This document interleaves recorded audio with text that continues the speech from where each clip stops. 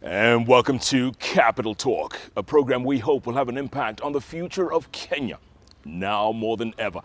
I'm Jeff Koinange. Now, once in a while we have one of those interviews that we consider rare, because my guest today doesn't do very many interviews, but when he's on the bench, when he's on a place like this, it's a rarity and we want to take full advantage. In fact, we're calling this whole week The Embattled Ones, because that's what's happened to my guest.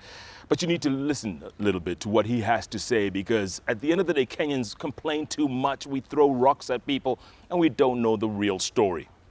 This man has been through it all. Believe me when I tell you, he's a special forces graduate. Not many people go through 13 months of rigorous military work and survive. He'll tell us a bit about that. Came back to Kenya, joined the military, worked all the way to Major General. Then somebody asked him if he wanted to be Commissioner of Police. He agreed, and you can just imagine the resistance from the force itself. He's done his job the last 6 years or so. People are still asking for his head. In fact, recently, police reforms want him sacked. UN Special Prosecutor wants him out. Everybody, it seems, wants him to go home, back to the military, whatever. In fact, there was a headline the other day that said he is going back to the military. Good grief, how much can one man take? And he's just trying to do his job. Let's waste no more time. The commish himself is on the bench. Major General Mohamed Hussein Ali. Thank you very much. Commish, Thanks. you know, you have a very soft voice, but a guy who has been through hell and back. How do you maintain this calmness, this soft-spokenness? I don't know, I take it stride at a time, but also I don't feel under siege. You don't? No. Everybody has an opinion about who should be the mayor for Nairobi, who should be the Secretary General of the UN. Everybody has his or has 2 cents worth of it. Opinions are there, but ultimately, if you want to know what job we are doing, now that's a different kettle of fish. We can talk about that. Yes. And when you see these headlines, Commissioner, when you see all these people calling for you to either be sacked, removed, taken out of that office, after the job that you have done, what goes through your mind? Do you get discouraged? No, because in the public service, you anticipate that people will have different motivations for what it is that they say.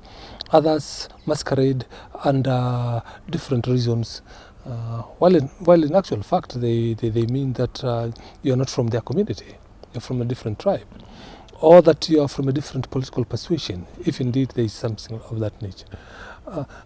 And so that many of the people that will pontificate the kind of ideas and ventilate different opinions, actually doing that at the behest of other people or hiding behind a very thin veneer of other reasons, other justifications. Yeah. It's just that they do not want to come out and say that, we don't like Jeff Koinange because he's from another tribe. It is not politic to say so. So they'll try to look for other things. Maybe we don't like his tie, and so on. This is so true, Commissioner. This is so true. Okay, so the bottom line, are you leaving the force? No, I'm here. Been here for the long haul. I'm going to be here for the long haul. You have a job to do. The idea is to do it well, and not to be rattled at every Tom, Dick and Harry's machinations and what it is that they hope to accomplish. Yeah. So we're here to do a job and we'll do it well. Yeah. Okay, so how do you now motivate yourself to keep doing that job despite these people pointing out your so-called faults and what they had hoped you would accomplish? How do you every single day get to the office at 6 in the morning and keep doing that job? Well, on the realization that you have a force to run. Secondly, that the officers on the ground work very hard. That is a source of motivation, and it's a very professional aspect that you must always keep at the back of your mind. Officers always go out, put their lives on the line to protect others. The least that we can do for those of us who are at headquarters is to support them, to provide them with the best equipment possible, to motivate them, and to always ensure that they get the best leadership possible. You cannot do that if you are yourself doubting yourself. So morale, enforcing discipline, and adhering to the highest standards of professional ethos at least try to aspire to them. That's the way to go. I think we owe it to them, to the officers on the beat who, on a daily basis, put their lives at risk to protect everybody else. Yeah, I must say, Commissioner, at this point, you have transformed a lot of these police officers. I see them in the streets a lot, and I'm always on the streets, and they've changed their attitude, their respect. For the most part, you have a good force out there. We thank you very much, and I think it's the only force that we have. So we may as well do the best that we can to ensure that we make it the best that we can make it. We commend them also. They do a very good job. Sometimes, like you say, under circumstances that are a bit interesting because a number of people talk badly about the police. We have to commend them. We have to encourage them to ensure that they are good officers, and they will be our defenders now and in the days to come. So we might as well ensure that the institution is strong, that the people who man them are well trained, that the equipment that we have in place, whether it be detective equipment, whether it be support equipment, whatever it is that we buy for the police, is the most modern money we can buy, and that which is going to assist in crime prevention. At the end of the day, we are going to be judged for one issue, not where you come from, but whether or not, one, we have reduced crime in accordance with Cap 84 of the laws of this country, that we have eradicated crime, and secondly, the extent to which we manage professionally a force of over 40,000 officers. That is the only criteria that we always keep at the back of our mind. All the other issues are really side issues. Yes, all the other matters are side matters. The police was not created for public relations. No, it was created to deal with crime. Yeah. And if you want to judge us, then you judge us against that standard.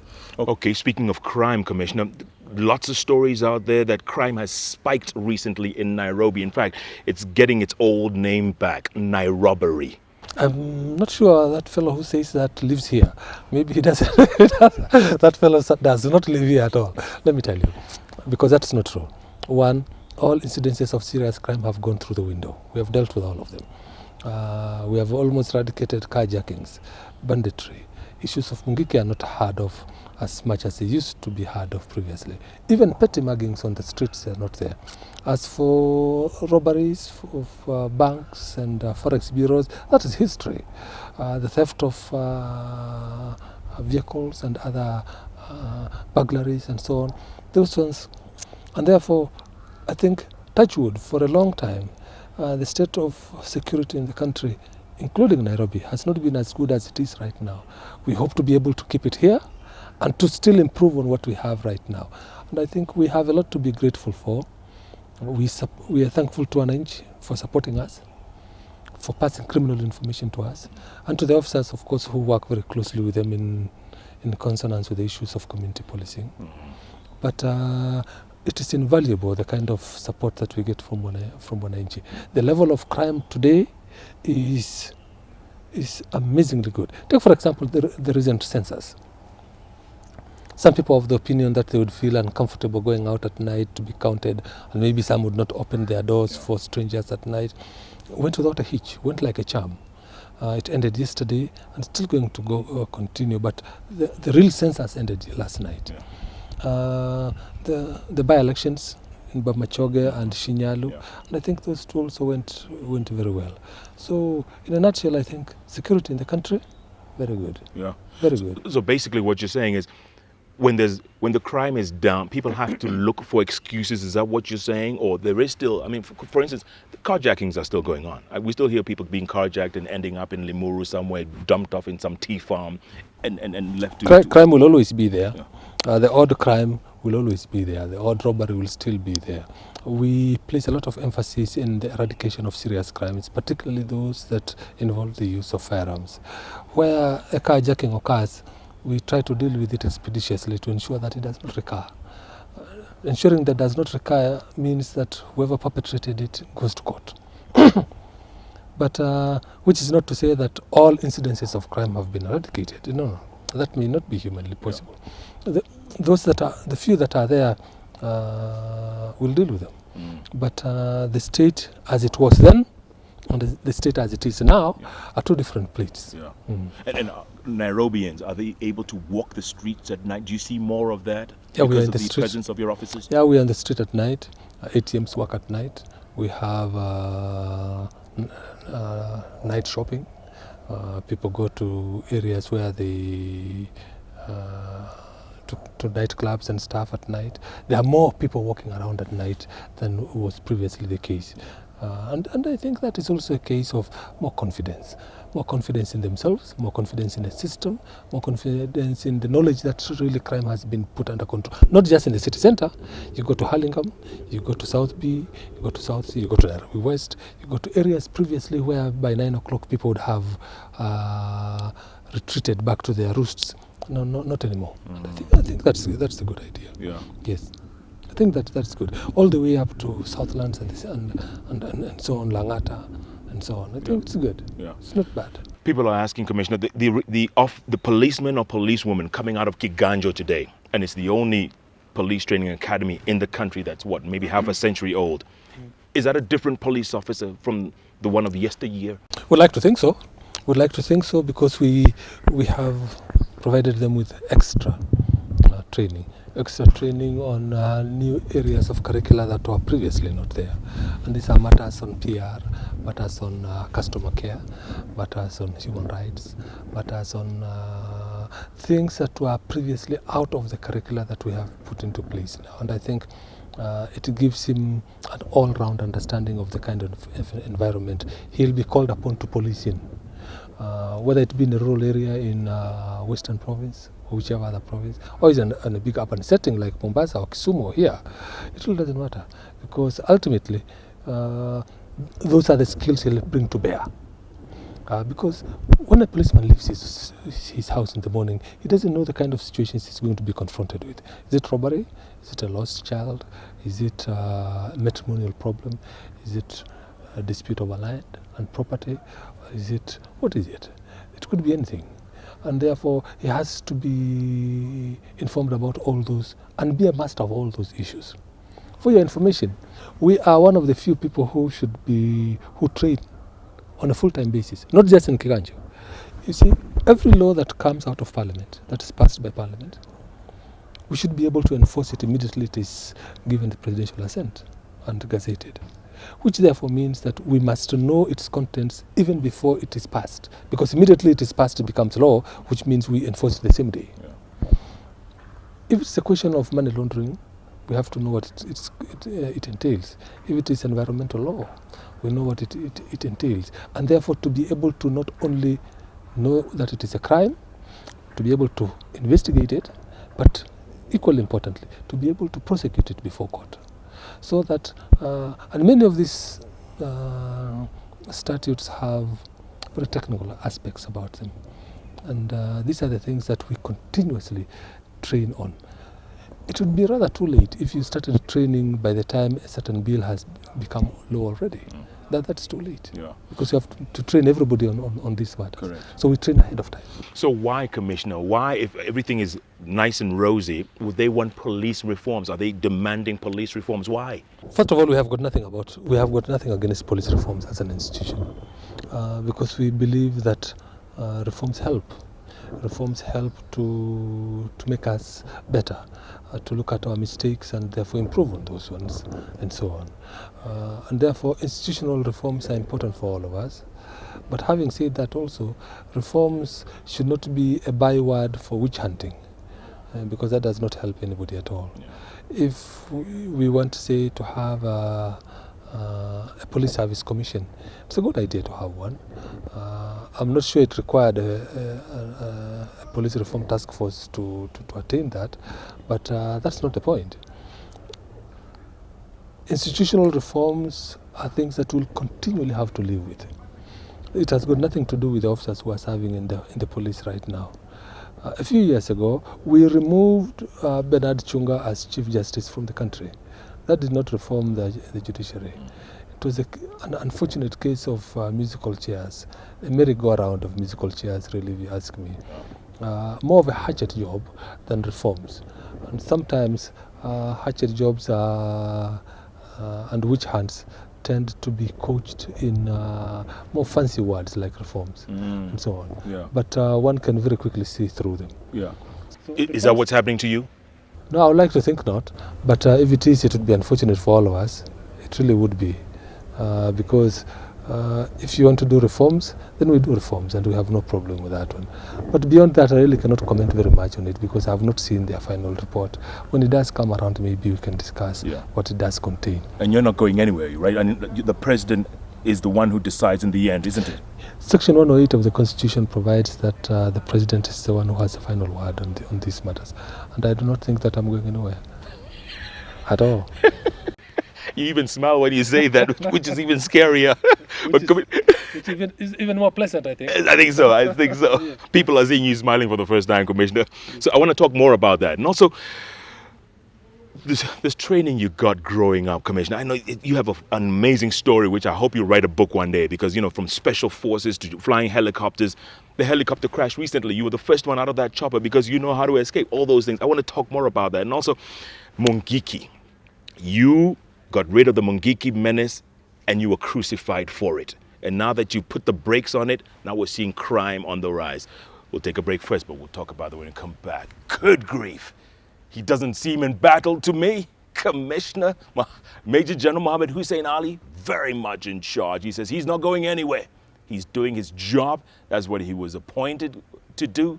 And he's doing it to the best of his abilities. My goodness, what a guest we have. What a treat on the bench. Don't even think of going away. Capital Talk is back with the commish in a moment.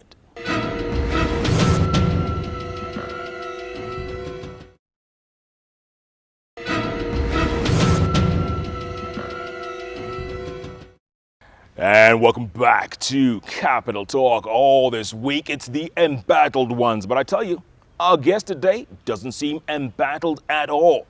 He's the commish, that's right, Police Commissioner Major General Mohamed Hussein Ali. A rare interview on the bench talking about everything. That's right. He says, bottom line, he's here to stay. Commish, all those years, first of all, take me back. You were in the Special Forces. Yes. One of the very few black people, Africans, whatever, in the Special Forces in the U.S. Well, around here, not too many people know about that. But yes. How many people went for that training? Well, we had, when I went to Fort Bragg, we were 81. We graduated a class of 12 after 13 months. Yes. 70 people quit. We were about 70 people, 71, 69, around about there. And you were among the 12? Yes. Would you believe how embarrassing it would be if you were to come back home and say that you failed the course? What would you say? So you have to soldier on. Plus, we had a very good background training over the years, and I think we were pretty well prepared for. But all the same, it was one of those landmark courses.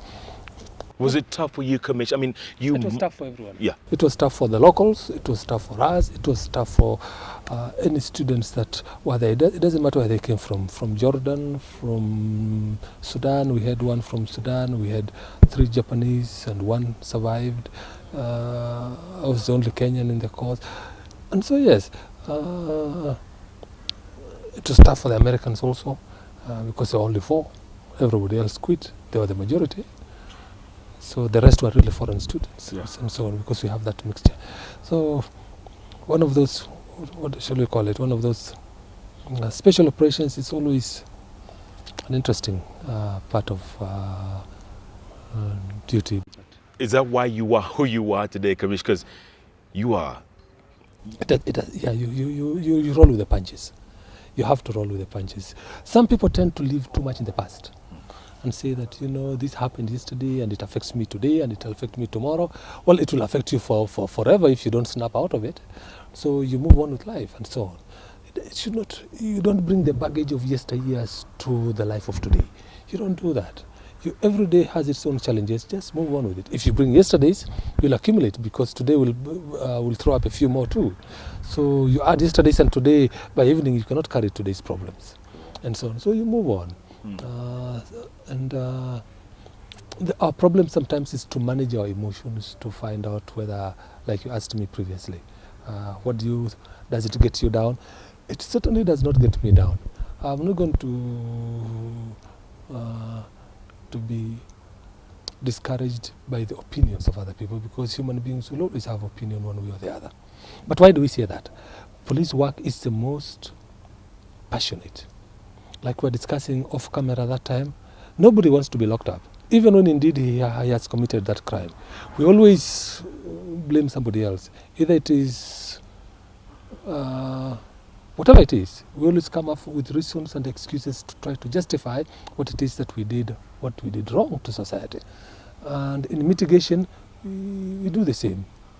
We say that I stole because, and so on, hoping that the magistrate will think that that was sufficient reason to reduce the sentence and so on. And so therefore, the human quest for self-preservation, for your ego, for your person, for your image. You point your fingers in 20 directions of the compass. When there's nobody else, you point at the police and say that ule pia alinifanya niibe, and so on. So police work is very passionate. We are the only institution that is perpetually in contact with wananchi. Perpetually. Every day, every night, every year. To the extent that police stations don't need to buy doors because they are never closed. From the day we open the station up to the day we will demolish it, that door never closes to the police station. And therefore, wananchi's problems are very complicated sometimes. And sometimes it comes back to haunt you. Take, for example, the issue of bail. Bail is a constitutional right, where it's a constitutional issue. Where it is necessary for you to be granted bail, you will be granted bail. You cannot be denied bail if the offense that you have committed or you are suspected to have committed is bailable.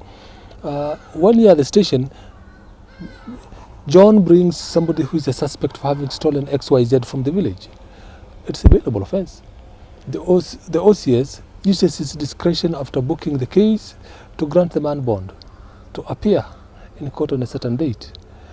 Now John goes back home and tomorrow morning sees a man who has been granted bail walking and says, how? Huyu mtu tulimpeleka kwa station jana, who released him? He was not released. It's just that he has been released on, pending to appear in court, because it is a right to do that. What we are telling that fellow called John is that this man has not had his day in court. And notwithstanding how much evidence you as an individual has against him, he's still not guilty. So it is not a hatchet job. You cannot say that lazima ashikwe arudishwe tena. No, let the man have his day in court. That is the essence of justice. It is not, the police have got nothing against you as a person. Even when we lock you up in the cells, we've got nothing against you as an individual. If we did, then it ceases to be justice. Then it becomes a hatchet job. I have to lock this man up for special reasons. That's not justice. Yes. Yeah. Let's switch to Mungiki, Commission. I know Mungiki has been a menace for a long time, and it's not going to go away for quite some time. You and your forces tried to put a stop to Mungiki, but then now they're putting it in a different way. They call it extrajudicial killings. I mean, it looks like you're damned if you do and you're damned if you don't. Yes, in many areas of police work, you're damned both ways. If you do and if you don't. The trick is to ensure that you deal with Mungiki in such a manner. One, take them to court, and God knows we've taken a large number to court. And secondly, to ensure that those ones who have, and we are really encouraged, really, by the way, about the new laws that are coming in place now, the organized crimes and anti-money laundering. Those two particularly will go a long way into ensuring that we are able to deal with matters of organized crime. Because ultimately, Mungiki is a function of organized crime.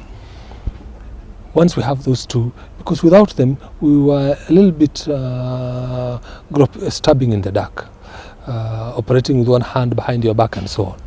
So those two will go a long way to assisting us deal with all kinds of organized crime, whether it be in the capital markets, whether it be in insider trading at the stock exchange, whether it be in Mungiki. Any kind of organized crime, human trafficking, prostitution rings, whatever it is, or Ponzi schemes, the pyramid schemes, all kinds of organized crimes will go we will feel more emboldened by the two very important bills that are coming before Parliament soon. Yeah.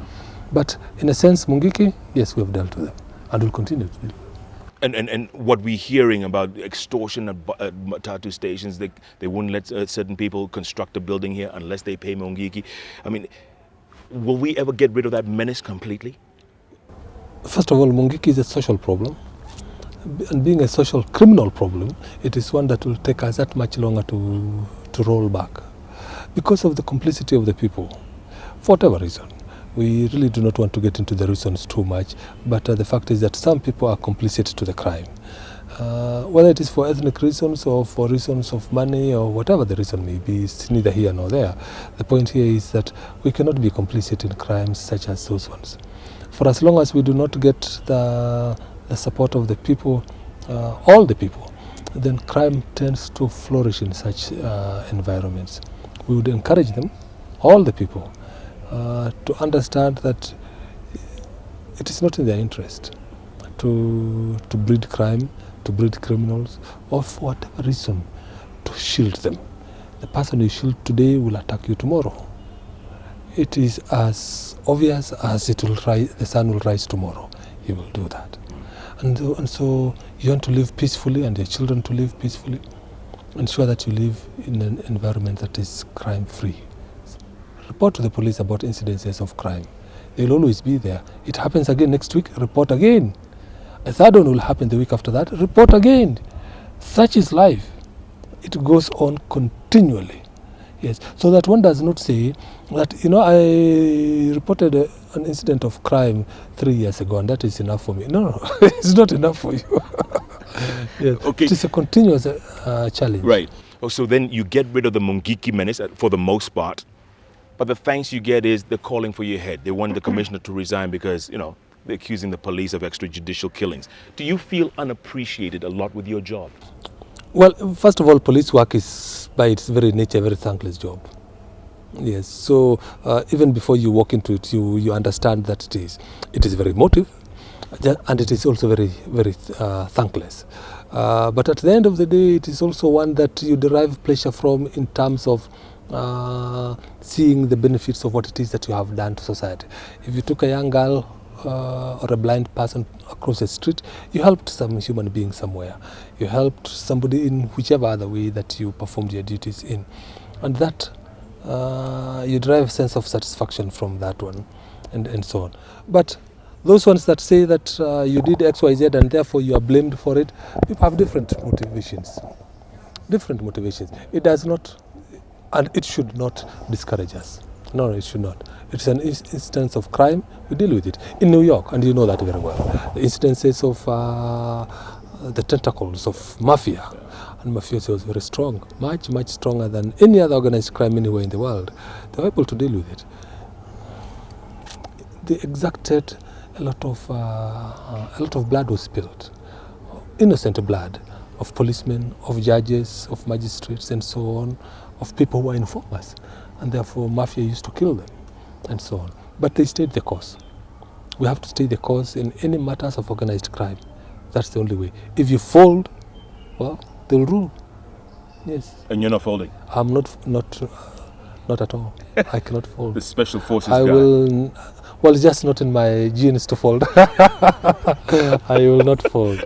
Commissioner, before I let you go, I have to ask you this question. That helicopter that crashed not too long ago, that had you, that had former Rifali PC, Nur Hassan Nur, and a whole bunch of officials and journalists. It crashed after takeoff. You were the first one out. Tell me, what was it like in that chopper when it was taking off? Did you know there was a problem? Well, it seemed like there seemed to be a bit of a problem, but you know, Jeff, they have an investigation going right now, and it would be prejudicial for me to tell you, I had this, or I think the engine did that, and so on, because I don't have the facts. Or how did you get out then? Well, actually, the aircraft was lying on its side. It didn't feel like normal at that time. So once we removed the safety belts and so on, and got a few knocks here and there because some other people would fall on you and stuff. Half the people are going to the back of the aircraft. I think where there was a gash on the side. Therefore, they wanted to escape through that. It so happened that right on top of my head was an emergency door that had flown off. So all we did was to reach up and heave ourselves out. Yes. And you were first out? Well, when I got out, I realized I was. But on the roof of it, looking back, I saw the PC coming out, and we helped each other to come out and so on. Yeah. So, unfortunate. It is not something that any accident. Nobody wants to be a motor accident, a motorcycle, aircraft, and so on. Yeah. It's not a good thing. Yeah. But at the end of the day, that was a very strong aircraft. Yes, very strong aircraft. Because it could have exploded, or it could have disintegrated? Yes, it had a full tank of gas. Correct. It had just come back from Eldoret about 10 minutes ago from refueling, and so it was full to the brim with gas. But despite its age, it has very crushable fuel. Crushable means that it has been protected from the vagaries of fire and friction and static electricity. Yeah. So it is okay. We have 3 more. Most of them are being repaired now, and I think the other 3, there are 4. Discounting that one which had an accident, the other 3 will work. And you would still fly them? Anytime. We have no problem with that. It's a good aircraft. It's a very good aircraft, yes. Yeah. Yes, we'd fly with them anytime. If my pilots are going to fly them, I'll certainly join them. And you're a helicopter pilot too? Yes, I have no problem. So you know how to fly them as well? Well, not these ones. But if you had to, I mean, I had to, yes. Yes, it's no problem. I would not have a problem there, but yes. But I'm sure these are good aircrafts, and we'll continue using them. Oh, by the way, recently they were in Shaba. They were in Samburu. Before that, they were in Coast Province. Before that, they were in Nyanza. They've been to Garissa and Northeastern a couple of times recently. So we've been using the aircraft rather frequently on long-range operations and so on. Yeah. During the visit by the State Department here, we had them on night patrols over the city. Yes, particularly at night. Yeah, we had them. And you, speaking of Secretary of State Hillary Clinton's visit, you guys were completely in control. I mean, it's not those guys in the radios that we saw in open. They come in and they like take over the country. It was you guys who were really in control. We had the security of the city under our own control, and I think having that kind of positive control for situations in your own country, I think is important. I think that is the way to go. In the event that you don't have the capacity to do that, foreigners will do that, but it's such a shame. Yeah. It's such a shame. You don't want to go that route. No. But ultimately also, from your perspective, as a member of the media and so on, we have also an obligation to use, whether it is the written word in the newspapers, on radio, TV, to appeal to wananchi to support the police. It's very important that they do that. Yeah. Secondly, to encourage the officers in the field to perform their duties better. And thirdly, not to be discouraged by the fact that out of 41,000 policemen, 1 went bad. So that's not a big problem. That 1 did XYZ, alifanya makosa hapa, ama alifanya makosa hapa. That is not sufficient reason to discourage us. We'll deal with it. In fact, it is expected that out of a force of 41,000, a few of them were bad. So I expect that some would. So that's not a problem. But the vast majority of them are doing well. Many officers are serving far away from their families, in border points, in remote areas, in Marsabit, in Turkana, in all our border points and so on. We commend them. We salute all those officers for their sacrifice and for their dedication to duty, away from their families and from their homes. And we must appreciate them also, and so on, so that we give them the morale and the encouragement to perform better. They will always need that kind of encouragement. Yeah. In New York, they are called the boys in blue. That's right. They take pride in as a tradition. We'd like to inculcate into our people the same kind of tradition, to take pride in our own institutions. Yes. It does not make you a better Kenyan to always say that, the judiciary is like this, the police is like that, the Ministry of Information is the other way. No. It's like Kenya. Yeah. But bottom line, Commissioner, we are very ungrateful people. Yes. We always we're always complaining, we're always bickering. That's what we do. Yes, we are. First of all, we are very sarcastic people. Yes. And sarcasm does not get you very far, because it does not solve the problem. What we need to do is to celebrate where we have problems. We deal with the problems, but not to persistently criticize and vilify and say that ole just ole tuna and so on. That's not good. That's not good. We need to build our institutions, and to build them by dealing with the problems and to deal with them factually and frankly. Where we have problems, we cannot sweep them under the carpet. We must deal with them. Whether it is questions of integrity, whether it is performance, whether it is efficiency, we deal with our problems. But from the Mwananchi point of view also, he must support us. He must support government, he must support, after all, he elected the government. He must support institutions that are put in place for his own benefit and so on and so forth. It's important perpetually that we do that. It serves no purpose to perpetually criticize. Yeah. Yes. Where somebody has done something wrong and you have a constructive criticism, by all means, everybody would be happy to see that. Mm. But we are a very cynical people, and cynicism does not help very much. No. Because I've never heard a story about Ali being corrupt. I've never heard that story. Oh, you can, and by the way, let me guarantee you, you won't hear it. I'm not a rich man, no, but by the same token, yeah. It doesn't bother me. Yes, I don't engage on matters that compromise my integrity. If you want to judge the police, judge them on core function, crime prevention. Yes, if you want to judge the senior officers in the police, judge them in core function, in crime prevention, in management, in integrity. Anything else beyond that is sideshow. And you can take the heat, Commissioner. Oh yes, anytime. Huh? Anytime. You're telling them, bring it on. Yeah, bring it on. Bring it on. We'll deal with it. We dealt with last year. We dealt with the year before in enforcing the law. Yeah. And I think many people do not want to live within the confines of law, to be guided by, we're telling you to keep left on the road. You bought a car, you pay tax for the road, but we're still telling you if you drive on the right side, you'll get locked up, and it's your tax money that built the roads. So what we're saying is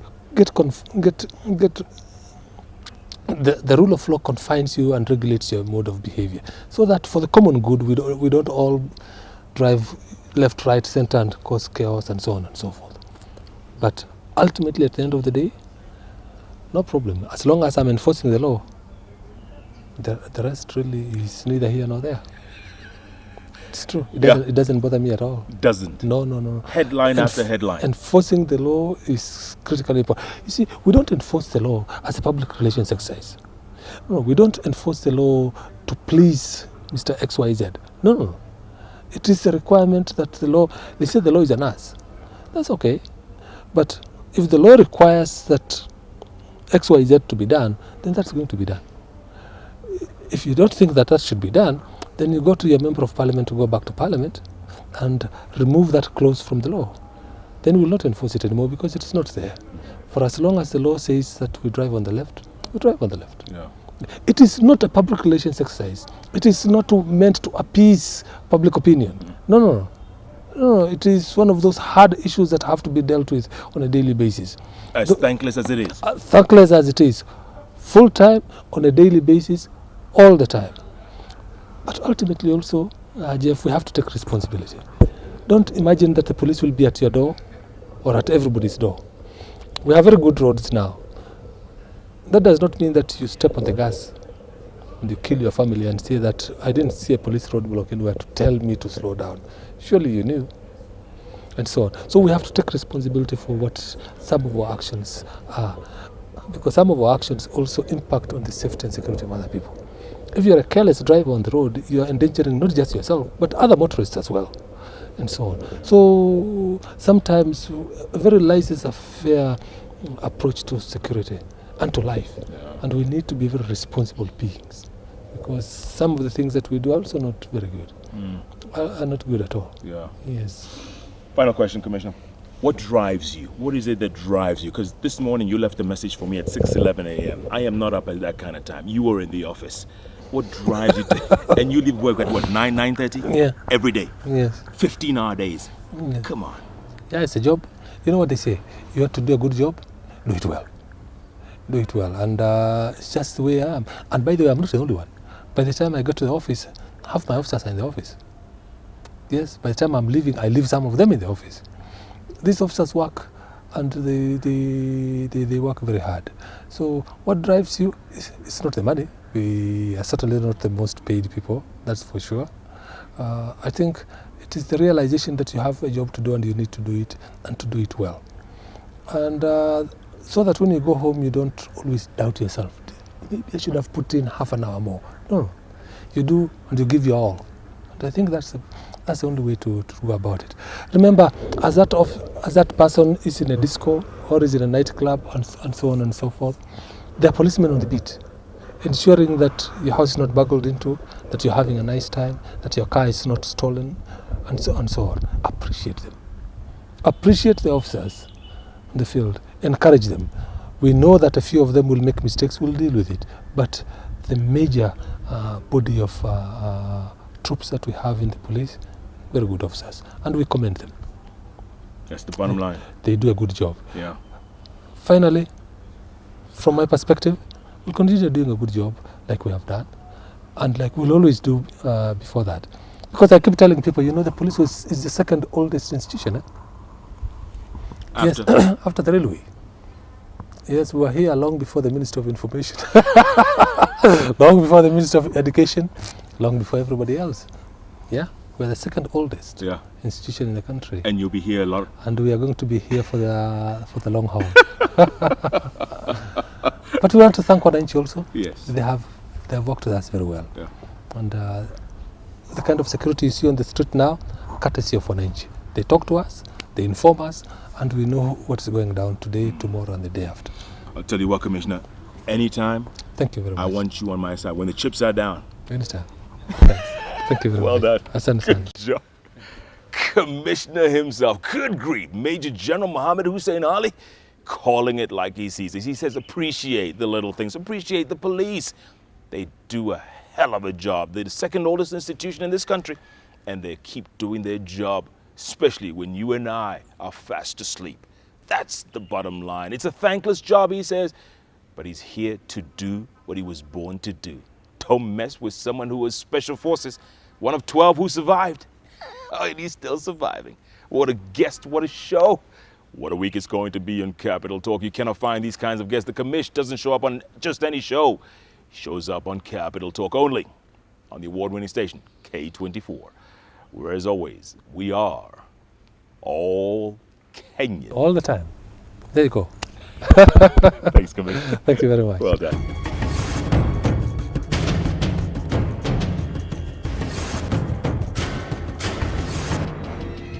This particular session of Capital Talk was filmed at Fairmont, the Norfolk.